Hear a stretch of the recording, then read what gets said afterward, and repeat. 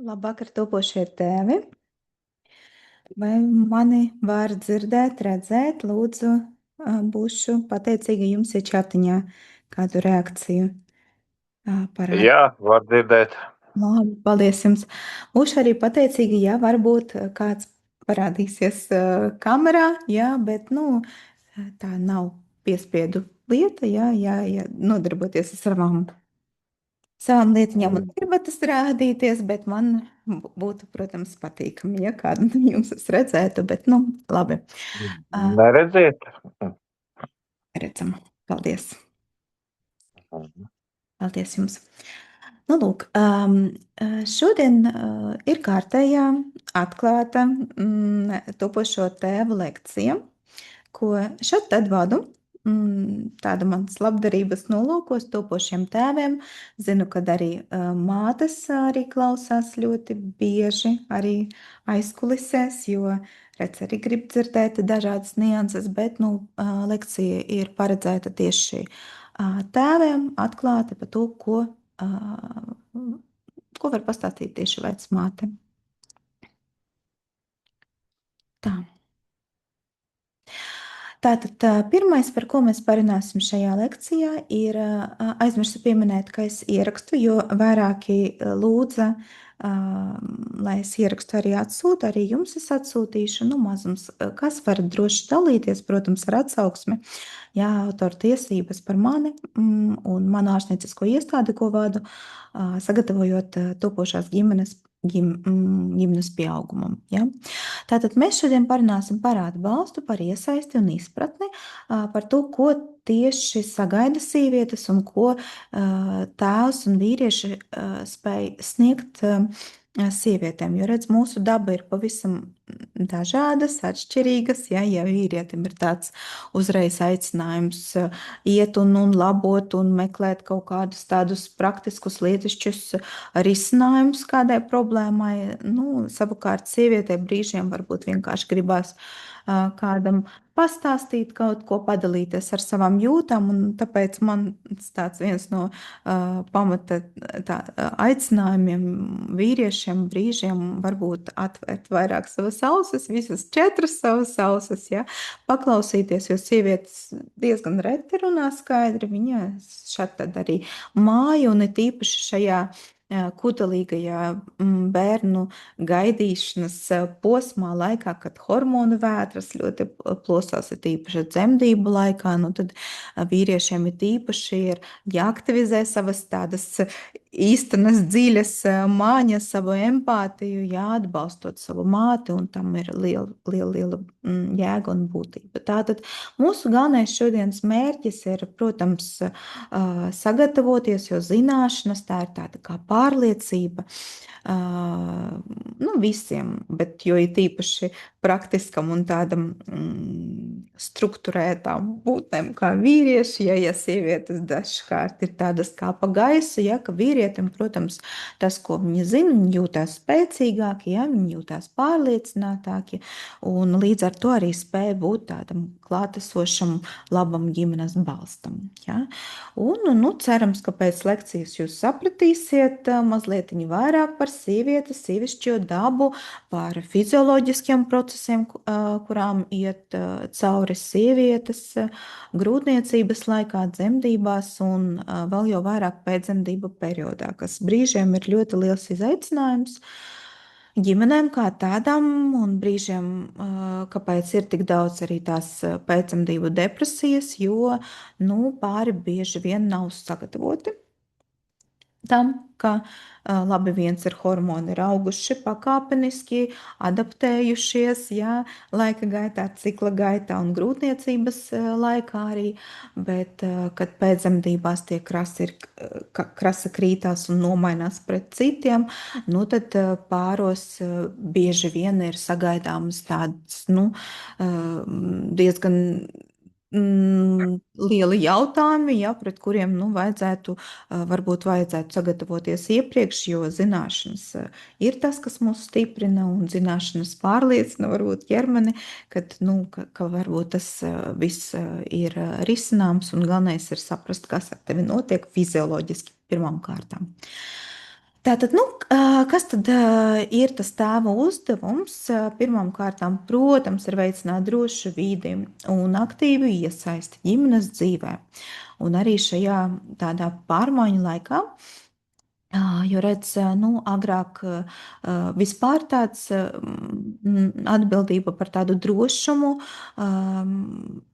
principā tas jau no akmens laikmeta, ja vīrieši bija atbildīgi par drošu vidi, lai sievietes justos brīvāka, lai viņi ļautos tiem visiem procesiem notiekošiem, jo redz, jo vairāk ir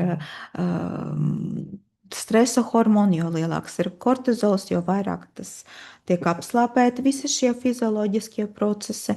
Un, nu, līdz ar to tēva uzdevums vēl no seniem laikiem ir nodrošināt tā, ka neviens ienaidnieks, neviens tāds zvērs netiek tajā vidē, kur sieviete gaida bērņu, sagaida ir dzemdībās, un vēl jo īpaši pēcdzemdību laikā, kad visu tā kā organismu vajadzētu sakārtot, un tas ir tāds ļoti gan emocionāli, gan fiziski grūts periods, es teiktu pat vēl grūtāks, ja, jo visi gatavojās tam, būt aktīvi gatavojas tieši tam dzemdību laikam, tam, ja, bet kas notiek pēcdzemdībās, nu, kaut kā tāds, nu, kā melns caurums brīžiem mēdz būt, un tāpēc, nu, es savās lekcijās, savās konsultācijās ļoti lielu uzsvaru lieku tieši uz pēcdzemdību periodu.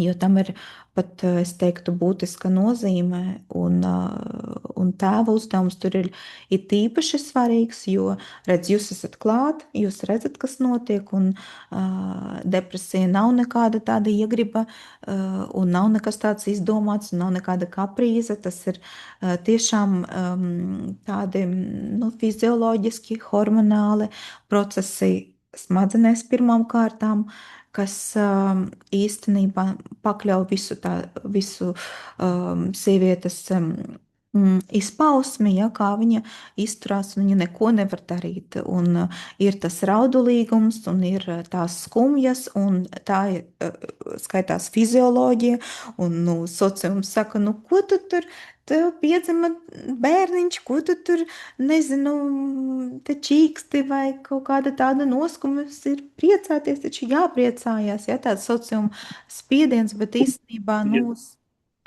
Fizioloģija. jā, tieši tā ir fizioloģija, un līdz ar to, nu, vajadzētu, protams, pret to izturēties. Tā ir norma, skaitās, jā, pēcdzemdību skumjas pārdzīvo teju 80% māšu. Jā, un tā skatās fizioloģija, tā pazūd pati pa sevi pēc dažām nedēļām, un pret to ir arī jāizturās ar tādu līdzjūtību, ar atbalstu. Nu, arī jāskatās pēc savas sievas, kāds ir viņa, kāda ir viņa, es atvainojos, es drīkstēšu jūs palūgt, varbūt mikrofonu noslēgt, un ja būs jautājumi, tad, nu, beigās uzdot, ja man te mazlietiņ, jā, tālūk. Un, nu, līdz ar to, ja pēc tam, kad, nu, bet tēva uzdevums galvenais ir vērot, vai tās bēdas nepāriet kādā trauksmē vai depresijā. Jo, ja pēcdzemdību skumjas skaitās fizioloģisks process, kas pats par sevi pazūd, pēc pāris nedēļām, 3, 4, nu labi, mēnesis, bet ja jūs redzat, ka sejas izteiksme nemainās mātei, ja viņu nekas nepriecē, citreiz tēva man pat zvana un saka, ka es nevaru saprast, vai tā jau ir norma vai nav norma. Nu, tur jau ir dažādi instrumenti, tos arī var bez maksas atrast internetā, vai arī es aizsūtu. Parasti ir tādas Edinburgas pēcdzemdību depresijas skalas novērtēšanas testi, kuras sastāv no 10 jautājumiem, un pēc tam jau var saprast, vai ir nepieciešams papildus speciālistam piesaiste, un no tā arī nav jākaunās. Mēs ar to mediķi ļoti cīnāmies un ļoti veicinām, ja tas, ka ir nepieciešams psihiatra, ārsta psihiatra iesaiste, nenozīmē, ka sieva ir psihiski slima. Nē, psihiatrs, nu, mēs viņus vairāk saucam par tādus mentālo tiltiņu, jā, viņi izvērtē, vai tiešām ir, to var ar sarunām, ar psihologu vai psihoterapeita palīdzību izvest no tā stāvokļa, vai varbūt ir nepieciešams kāds medikamentozā ārstēšana, jā. Un tāpēc, nu, mēs nesaucam viņus par psihiatriem, bet mentālās veselības speciālistiem, jā, lai tik ļoti nenobiedētu tās ģimenes, un ir bezmaksas atbalsta tālruņi, un tēva uzdevums tiešām ir skatīties, vai tās skumjas vai psihoemocionālais stāvoklis, kas ir hormonālu tādu svārstību dēļ ir izmainījies, vai viņš jau nav tā kā, nu, pat traku ir aizgājis. Un ja nav vēl skaidrība, kā, vai jūs nejūtat, jūs vienmēr varat uzzvanīt, uzjautāt, gan arī tādi, nu, SOS tālruņi, varat arī zvanīt mums. Pie manis strādā vairākas vecmātes, un mēs esam ļoti izglītoti šajā jautājumā. Tātad pirmām kārtām vēlreiz jāatgādinot, ka emocionāls atbalsts mammai, protams, līdzdalība procesā un drošības sajūtas rašana, šī ir trīs nozīmīgākās lietas, kuras ir jāveicina tēvam, un līdzdalība procesā tiešām interesēties, ja? Vairāk runāt, vairāk sarunāties. Ja pat jūsu ģimenē tas varbūt, nu, citreiz nav tik ļoti pieņemts, kad jūs, piemēram, nu, tiešām tur pie vakariņa galda vai kaut kā savādāk rituālā jums ir kaut kāda randiņa sarunāta reizi nedēļā, kuram nav jābeidzas līdz ar bērna piedzimšanu, jā, bet, nu, vienkārši šeit tad uzjautāt, kā tu jūties, varbūt tev ir kaut kāds papildus vēlmes, ko tu vēlētos, jā, izvērtēt, sarunāt, ko jūs varat sniegt, vai sakrīt tās vēlmes ar iespējām un izrunāties, jo brīžiem arī tās pēcdzemdību depresijas un skumjas skar ne tikai māmiņu, bet arī tēvu, jo redz tēvam arī pieaug tās viņa pienākumi, jā, viņi sāk ļoti bieži, ko es novēroju arī no prakses, ka tēvi sāk ārkārtīgi daudz strādāt, mēģinot nodrošināt to ģimeni un lai pārtikas būtu vairāk, lai arī tās, nu, finansiāli līdzekļi būtu vairāk, un māmiņa jūtās vientuļa. It kā jau viņa saprot, bet, nu, pavisam dziļi sirdī, it kā īsti nē, viņa jūtās absolūti viena.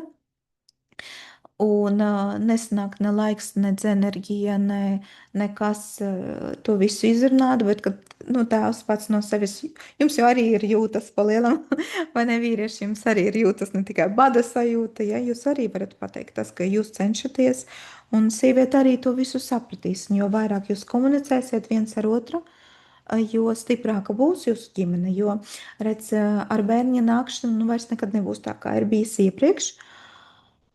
Un, nu, jūsu vecāku tāds ieinteresētība un uzdevums ir veicināt tas, ka lai iet uz pusi, nevis uz to, ko mums, diemžēl, rāda statistika, jā, par šķiršanos.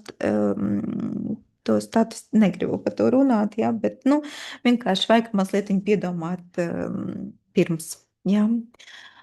Nu, īsi mēģinot jums pastāstīt par tiem visiem procesiem, kuri notiek mātes ķermenī grūtniecības, dzemdību un pēcdzemdību laikā. Ziniet, neziniet, ļoti patīk šis teiciens, viņš noder ķēniņa Salmons to ir pateicis, jā, ka tas arī viss pāries, jā, viņam mūsu gredzene bija, un šis teiciens, viņš ir vairākās gan kultūrās, gan reliģiskajos uzskatos, jā, ir diezgan populārs. Saki, lūdzu, kāda ir tā šķiršanās statistika? Nu, kad es pēdējo reizi interesējos, manuprāt, tie bija 60%, jā, pret laulībām. Bet jāpaskatās vēlreiz, es tā pēdējo laiku nebiju interesējusies, bet, un, jā, un it īpaši pie atkārtotām laulībām, tas bija tā interesanti, jā. Un brīžiem, ne brīžiem, bet lielākoties tas ir pēc, nu, pēc pirmā, tas ir pēc, nu, pirmās laulības ir pēc bērņa rašanas, jo nekad vairs nebūs tā, kā ir bijis iepriekš. Jā, un, bet to var visu paskatīties datu pārvaldes statistikas birojā. Ja? Tur ir laulības statistika, šķiršanās, tur ir dzimstība, kas šobrīd ir tik ļoti zem līmenī un mirstība pārsniedz, un tāpēc arī es kā sociālais uzņēmējs darbojos ļoti aktīvi, lai veicinātu to dzimstību un lai veicinātu ģimenes kā kopienas tādu spēku. Ja? Un tāpēc arī mani valsts arī atbalsta, ka es runājos ar ģimenēm pēc iespējas vairāk un pastāstu, kā mēdz būt un kas ir jādara, lai mazinātu riskus. Ja?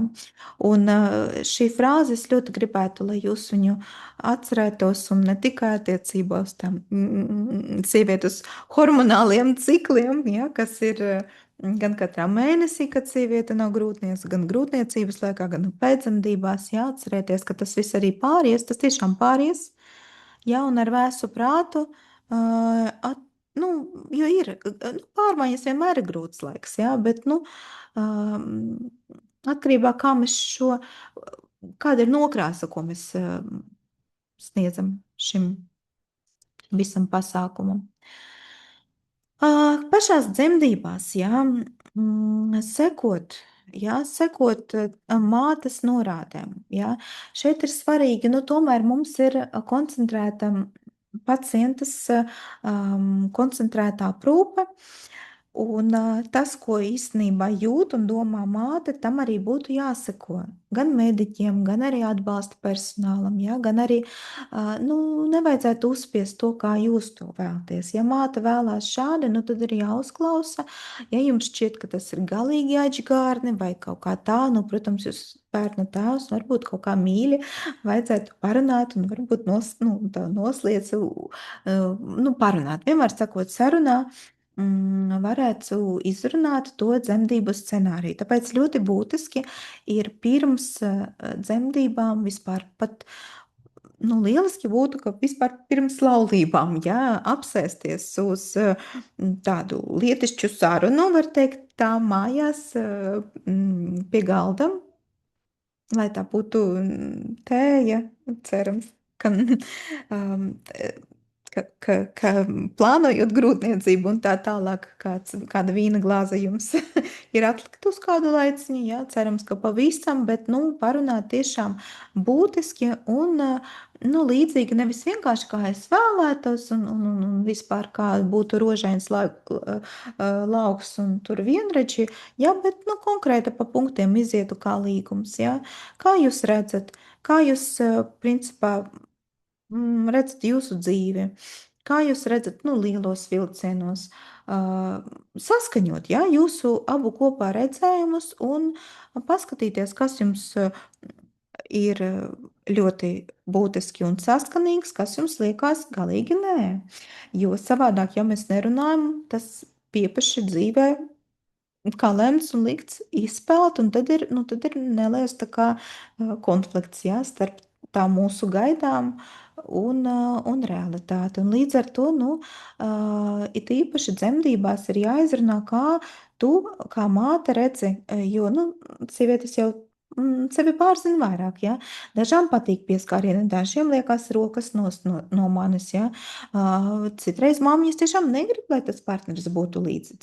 Citreiz mammas vēlās, lai būtu, bet, tad atkal ir jāpaskatās. Tāpēc arī vienmēr ar pāriem runāju konkrēti kopā esot un skatīties, vai tas ir tiešām viņas pašas vēlme, vai, piemēram, sociums viņai spiež, kad, lūk, kaimiņienei taču bija, un tu arī esi, bet, tai ģimenei, skatoties, ka varbūt, arī cienot arī tēva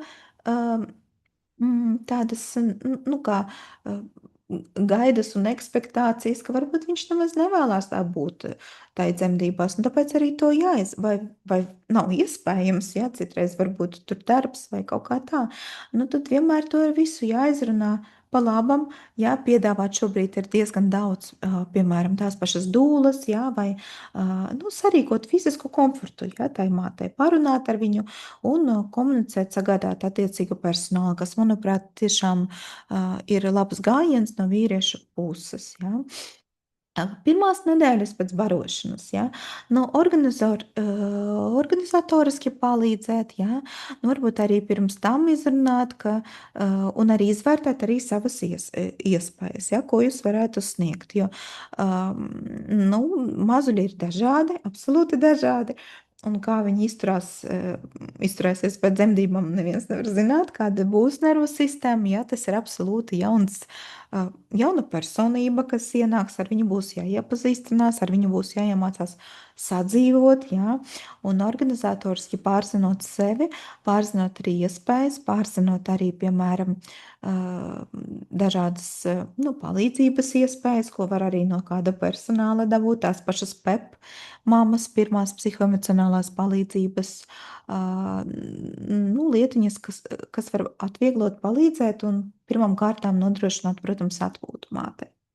Jā, un nu, tas ir būtiskākais, jo tas, cik ļoti būs atpūtusies pēc iespējas māte, jā, nu, varbūt nu, nelikt, jūs redzat, ka viņa tur skrien un raujās un grib sakārtot un tajā dzemdību eiforijā mēģina tur būt ļoti, ļoti laba māte, nu, tad jūsu uzdevums ir piebremzēt un pateikt nekas.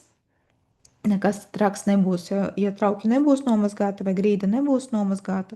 Varbūt piesaukt kādu palīgā, ja nē, nu tad vienkārši nofiltrēt ar jūsu racionālo prātu, jo māte pēc dzemdībām, nu, pret viņu tā īsti adekvāti, nu tā, gaidīt no viņas, nu īsti laikam nevajadzētu, jo viņa vairāk pēc jūtām dzīvo, viņa vairāk tajā hormonu vētrā, ja dzīvo tajā eiforijā, varbūt vēl pēc dzemdībām. Un tāpēc jūsu uzdevums ir racionāli izvērtēt, kur ir pārāk pāršāvās par strīpu un kur var palīdzēt pēc iespējām, savām. Nu, katram tās iespējas ir savas. Ļoti daudz komunicēt. Lūdzu, tas ir labākais, ko var darīt ģimene, pēc iespējas vairāk komunicēt, jo ļoti daudz ko var atrisināt sarunu ceļā. Un, protams, tēvs ir kā emocionāls un ļoti, ļoti praktisks atbalsts, Runājot par elpošanām un relaksācijas tehnikām kopā ar māti, man ļoti bieži nāk pie manis tieši ģimenes, lai iemācītos elpot dzemdībās. Ja? Bet, nu, manuprāt, kopā elpot, tas pat pirms grūtniecības ir lieliski jāmācēt. Nu, jo elpošana, viņa daudz ko palīdz, jo redz nervus vāgus, klejotāju nervus, kas mums iziet no galvas smadzenēm un inervē visus iekšējos orgānus, kas ir parasimpātiskās nervu sistēmas nervs, kas atbild par relaksāciju, par atbrīvošanos, par tādu mieru un labbūtību. Un arī ar diafragmu ļoti krāsa ir saistīts, un elpošana ir galvenais palielam instruments. Ja? Jūsu ikdienā, un kā jūs elpojat, tā jūs arī dzīvojat, un galvenais instruments pačukstēšu arī vecmātes praksē, ja? Jo cik ļoti pareizi jūs spējat elpot, no tā ir atkarīgi ļoti, ļoti lieli krāsi un būtiski fizioloģiskie kaskādas mehānismi, ja? Un tāpēc mācamies elpot, dziļi elpot un dziļi izelpot un mierīgi elpot, un tam ir ļoti liela būtība un nozīme arī jūsu tādā ģimenes saskaņā, ka tā kā nu, ir dažādas elpošanas prakses, tas arī ir paveltas atrodamas arī internetā. Dažādas elpas aizturas prakses, kas arī palīdz atbrīvot to pašu klejotāju nervu. Vai vienkārši kopā pēlpojot, klusumā pabūt, apskaujoties, tas veicina ārkārtīgi krasu oksitocīna, laimes un mīlestības hormonu būstu, kas liekas, ka teju kas tas tāds nekas, bet ļoti lielu nes ieguldījumu jūsu ģimenes dzīvē un jūsu ģimenes tā kā kopienā. Un turklāt, nu, varbūt dzirdējāt arī tas tā kā, nu, tāds ļoti parasti baida jaunās ģimenes par spontāno nāves sindromu, ka piepaši mazuļi pārstāj elpot un kas tas tāds. Bet redzat, ka mēs unisonā dzīvojam, ja? Un kāpēc mazuļa gultiņai ir jābūt blakus? Nu, nav jāguļ ar maziņu, kad viņš jau ir piedzimis, bet mazulīša gultiņai jābūt blakus, jo redz, kad mēs esam sinhronizēti, saskaņoti, ja, viens ar otru, tad arī attiecīgi tas ir pierādīts, zinātniski pierādīts, ka mazulītis arī elpo ritmā, un viņam nav tā, ka viņš aizmirst, ka viņam būtu jāelpo. Ja? Tāpēc, nu, ja mēs dzīvojam tādā vienotā kā tādā šūniņā, ja, tad mēs arī, nu, saka tā, ka mēs elpojam vienādi, jā, līdzīgi.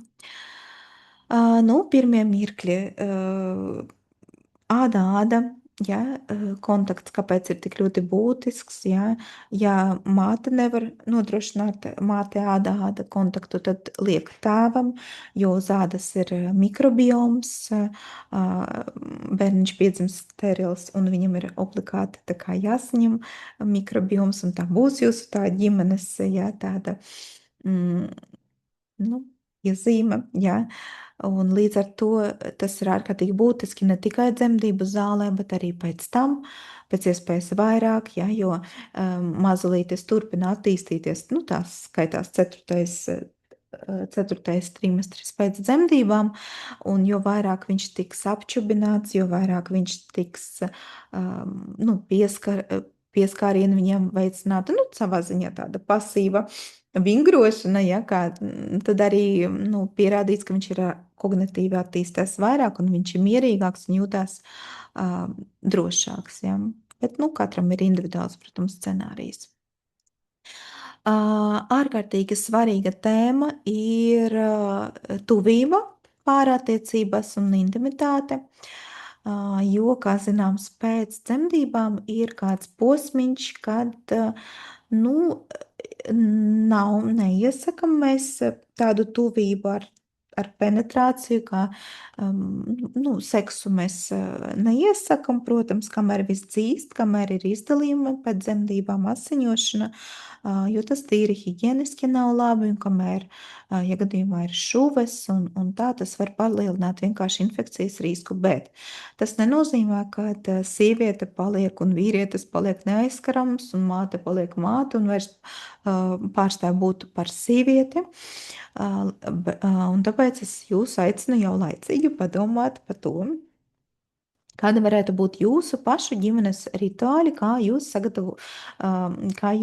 saglabāsiet to tuvību tās 4-6 nedēļas pēc dzemdībām, kad jūsu sieva apmeklēs atkal uzraugošo grūtniecības, uzraugošo pēcdzemdības vizīti, un speciālists dos zaļo gaismu, dzīvot pilnvērtīgu dzīvi, kā tas ir bijis pirms vēl grūtniecības, protams, ar dažādām savām niansēm, par ko pastāstīs jau pēcdzemdību vizītē. Par to šobrīd neiedziļināšos, bet, nu, būtu laicīgi jau jāpadomā pirms dzemdībām, kādi tie varētu būt jūsu rituāli. Varbūt tie būtu randiņi, jā, pēc jūsu iespējām, tur reizi nedēļā, reizi dienā vai kaut kā tā.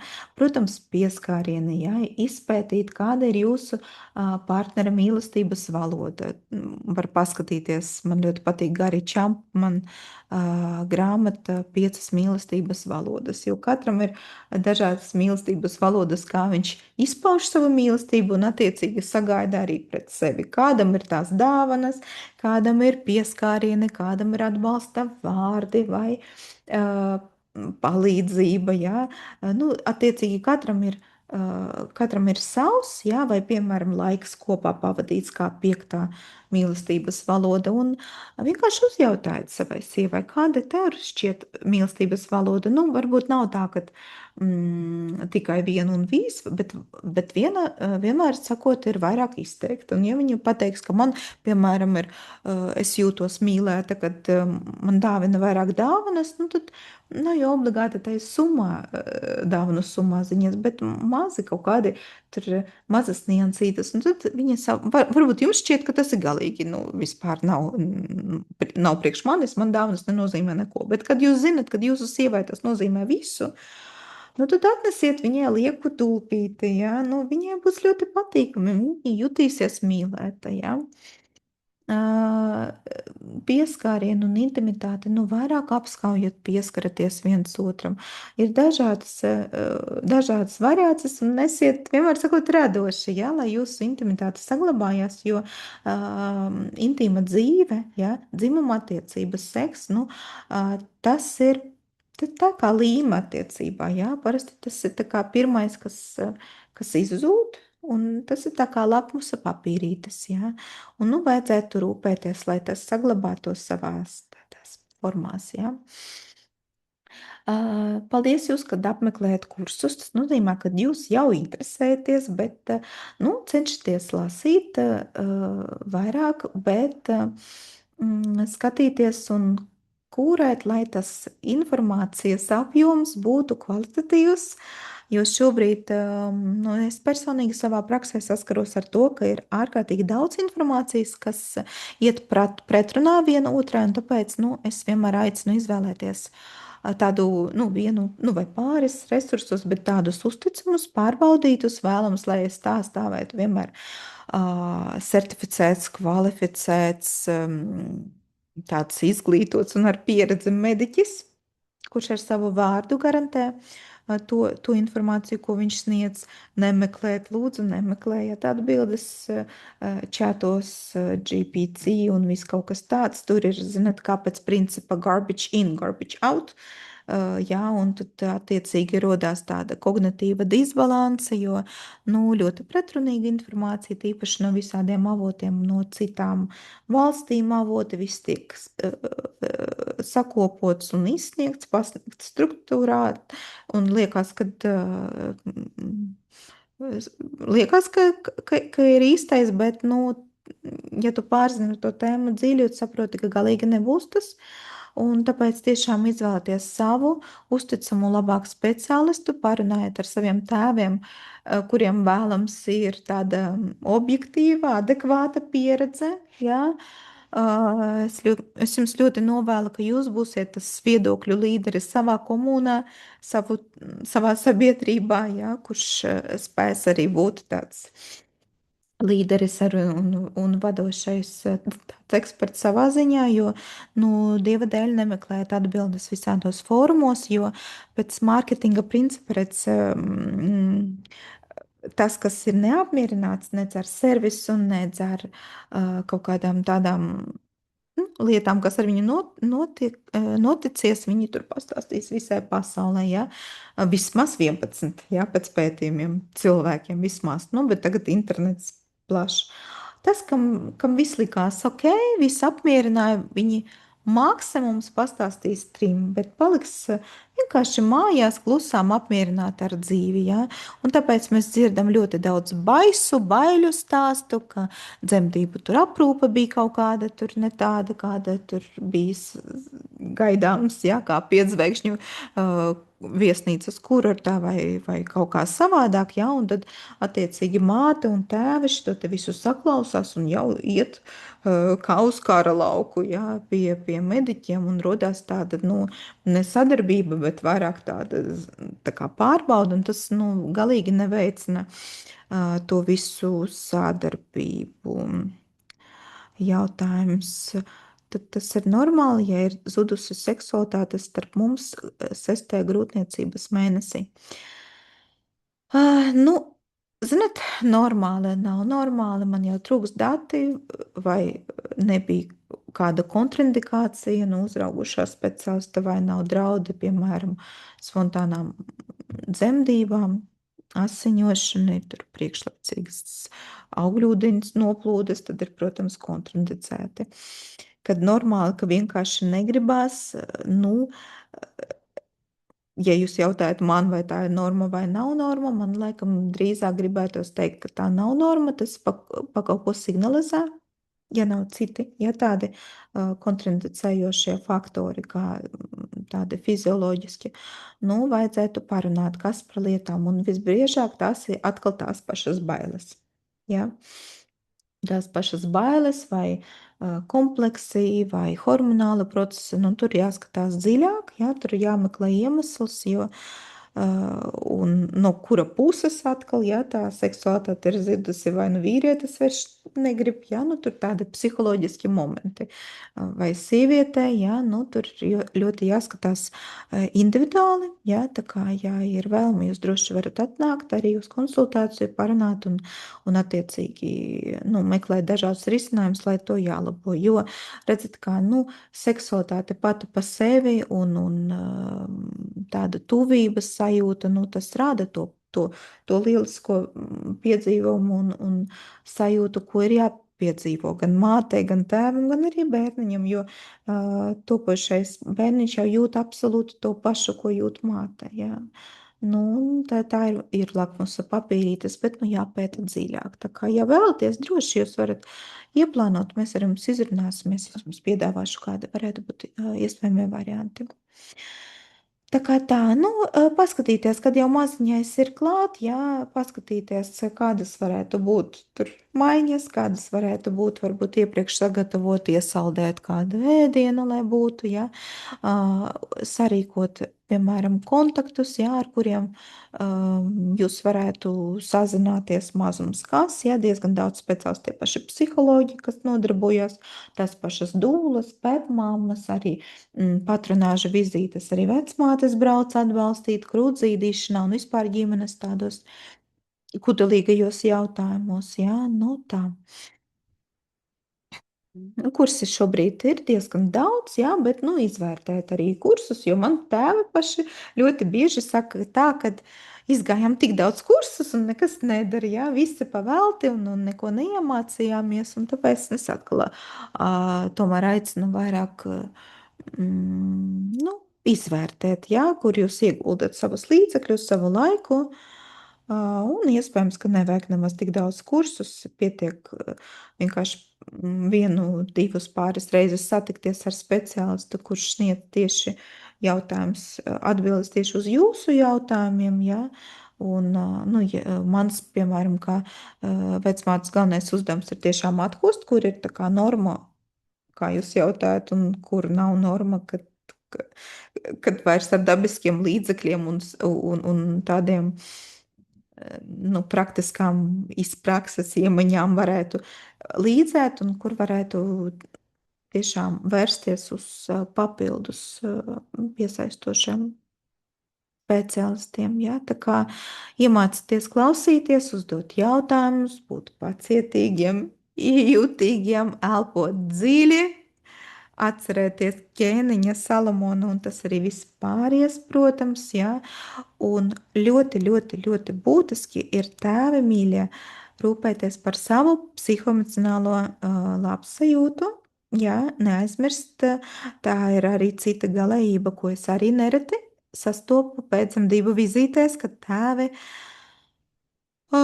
dara teju visu, izskatās briesmīgi un mēģina visu. Pat ja būtu krūts, viņi arī pamarotu ar to krūti, to maziņu, bet nav. Un tad viņi tā kā vēveres virpulī, un tad vēl arī darbs sākās pēc dekrēta tiem mēnešiem, divus, laikam, šobrīd, jā, ir piešķīrusi valsts, bet, nu, nevienmēr arī sanāk, ja, piemēram, nu, kaut kādi citi darba apstākļi nevienmēr sanāk aiziet tajā atpūtā uz 2 mēnešiem, tad sanāk tāds virpulis, un tēvs arī ir izsīcis, un visi ir izsīkušies. Tā kā laikus ir jāparūpējas un jāpadomā par savu labsajūtu, par saviem resursa punktiem, veselīgiem resursiem punktiem, varbūt kaut kādi hobiji, lai viņi paliktu tomēr jūsu dzīvē. Ja? Lai nebūtu tā, ka visa dzīve tagad iet ap to mazuli un liekas, ka tāda visu laiku diena ir uz atkārtojuma pauzes, nu tomēr parūpējieties par to, ka ir tie mirkļi un vēlams ikdienā, kad vismaz kaut kādu laiciņu zinot savus resursu punktus, katram tie ir savi, ka jūs tiem veltat un jūs veltat uzmanību uz sev. Jo kurš ne pats pa sevi jūs parūpēsieties, jā? Nu tā. Nu jā, un atgādinot, ka jūsu klātbūtne, jā, jūsu informētība, interesētība, empātija ir absolūti svarīgākie atbalsta elementi topošai māmiņai. Un, nu, liels paldies jums par uzmanību. Esmu iekļāvusies laikā, esmu uztrenējusies. Būšu pateicīga, ja būs kaut kādi jautājumi, droši jūs varat uzdot. Jūs varat arī meklēt, kāds ir jūsu viedoklis, kā vecmātei par dūles atbalstu dzemdību laikā. Nu, mans viedoklis par dūlām agrāk, kad es pati nebiju izgājusi dūlu apmācību kursus, man likās, ko tur tās dūles var, bet šobrīd es uzskatu tā, ka ir jāskatās pēc pašas mātes, jāskatās arī pēc jums, jo dažas ir vairāk tādas ķermeniskas, ja, dažas vairāk praktiskas, tādas arī mātes kā tādas. Viņam ir svarīgi, lai viss būtu pēc algoritma, lai viņas justos drošas. Viņas parasti slēdz līgumu ar vecmāti, viņa zina, ka viņas būs aprūpētas pēc attiecīga medicīniskā algoritma, un tur dažādas tur psihoemocionālas lietas viņam īpaši neuztrauc. Viņas ir pašas zina, kā viņām patīk, un parasti ir ar dzemdību scenārijiem, ja? Bet ir diezgan trauslas būtnes, jāmātes, un viņām ir nepieciešams psihoemocionāls atbalsts. Viņas vēlās izrunāt un varbūt citreiz pat izraudāt, jā, kā būtu. Izcilā kārtā forši būtu, ja, protams, tā vecmāte, kas pieņem dzemdības, ir arī dūla, bet nevienmēr tā ir. Ir īpaši stacionāros, jā, un tāpēc te ir jāskatās pēc pašas mātes, pēc viņas vēlmēm, jā, ja viņa psihometrs un dūlas parasti velta krietni daudz laika, tieši runājot par jūtām, bet viņas nedrīkst un nespēj sniegt medicīnisko palīdzību, kā arī dūlas, pat dūlas zinot, piemēram, dzemdību scenāriju, viņas nedrīkst neko teikt. Pēc likuma neko nedrīkst teikt, pieņemsim, medicīnas personālam. Nu, piemēram, māte vēlās absolūti dabiskas dzemdības bez epidurālās analgēzijas un visu, un viņa tā ir tam noskaņota. Tā visā procesā viņai zūd racionālais prāts, un šobrīd epidurālā analgēzija ir valsts apmaksāta, un principā viņu piedāvā katrai sievietē. Tas ir stacionāra, tā kā arī tāds algoritms. Un, protams, pirms jebkuras manipulācijas mātei piedāvā, un viņa, protams, sāpēs varbūt ne tik ļoti adekvāti var dot savu piekrišanu vai arī atteikties, jo no jebkuras medicīniskas manipulācijas, no jebkuras absolūti var atteikties, jā. Dūla šo zinot, viņa nedrīkst neko teikt, viņa klusē, bet jūs, ja jūs kā tēvs, esiet dzemdībās kā partneris, jūs esat kā advokāts, ja mātei pārzinot dzemdību scenāriju, jūs drīkstat pateikt, ka mēs, tā kā nepiekrītam, ja. Tas ir tāda nianse, jo citreiz, vismaz no manas prakses esmu pamanījusi, kad dūlas, mātes domā, ka dūlām ir vairāk likumiska tādas, kā atbildības, bet principā nē, viņa vienkārši atbalsta psihoemocionāli māti. Viņa pārzinot, kā var viņai līdzēt atsāpinot, atkal ar dabiskām metodēm var palīdzēt, bet lemt sievietes vietā viņa nevar. Bet jūs kā advokāts, jūs varat sarunāt ar dzemdību speciālistu. Tālūk. Ir kāda vēl jautājuma? Jā, ja viņi jums radīsies, jūs droši varat rakstīt mājaslapā, ja tur sadaļā lejā jūs varat pieteikties uz individuālu konsultāciju, ja vēlaties. Jūs varat palutināt jūsu topošo māmiņu, bet jūsu esošo sievieti māmiņu dienā. Ja? Maija 2. svētdiena ir māmiņu diena. Jā, protams, tēva atvaļinājums ir apmaksāts ar valsti. Tā ir slimības lapa, un šobrīd, ja nemaldos, tie ir 2 mēneši. Jūs varat arī izņemt viņu arī uzreiz pirms. Īstenībā jūs pat varat, ne visi tēvi zina, kad dekrēta atvaļinājumā var iet tēvs turpināt strādāt. Ja, piemēram, jums ir augstāka alga, vai vispār ļoti augsta alga, tad tēva izvēlās, ģimenes izvēlās, kad dekrēta atvaļinājumā ņem tēvs, turpina strādāt, tad viņš attiecīgi saņem mazāku atbalstu nekā māte, dodoties tā kā bērnu kopšanas atvaļinājumā saņemot to pabalstu. Bet tik un tā ģimenē tas sanāk ekonomiski izdevīgāk. Tā kā vienmēr var piezvanīt VSA, viņiem ir fantastiski kalkulātori, viņi ir ļoti pretimnākoši, viņi atbalstoši konkrētā jūsu situācijā jums pateiks, kas jums ir izdevīgāk. Ja? Un šobrīd arvien vairāk ģimenes izvēlās, kad bērnu kopšanas atvaļinājumā vispirms atvaļinājums ir apmaksāts. Protams, tā ir tā kā. Ja? Un pēc tam var izvēlēties vai nu gadiņu, vai nu pusotru, jūs esat uz pabalsta.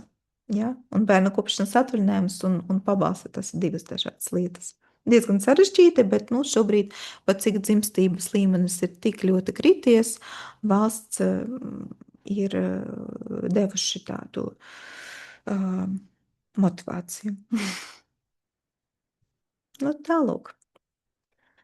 Tā kā aicinu jūs rūpēties viens par otru. Būšu priecīgi jūs satikt arī, jā, satikt arī topošās māmiņas holistiskajā aprūpē. Zinu, ka daži no jums tikai gatavojās grūtniecībai, droši arī uz grūtniecības sagatavošanas konsultācijām, grūtniecības novērošanā, dzemdību, pēcdzemdību periodā, jā. Tā kā tā, un es jums vēlu jauku pēcpusdienu, ne jau vakaru, jā. Ja radīsies jautājumi, droši tad rakstiet, jā. Lai jums veicas, un paldies jums par jūsu laiku un interesi.